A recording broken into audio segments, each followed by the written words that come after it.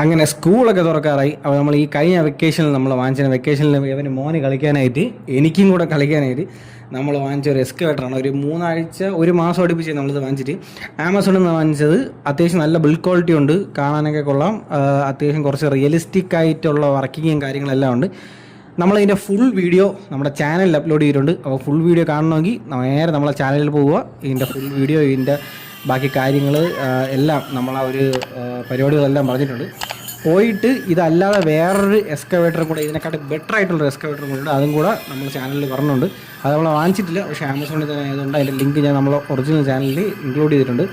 അപ്പോൾ ഇത്രയാണ് നമ്മൾ എക്സ്കവേറ്റർ. ഇതാണ് എൻ്റെ കൺട്രോളർ പറഞ്ഞത്. അത്യാവശ്യം നല്ല ക്വാളിറ്റി ഉണ്ട്.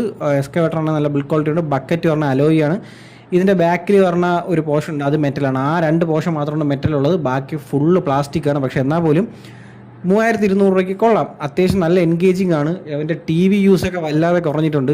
ഇത് ഏകദേശം ഒരു 3 ആഴ്ച ഇപ്പോൾ ഇതിൻ്റെ ബാക്കിൽ തന്നെയാണ്.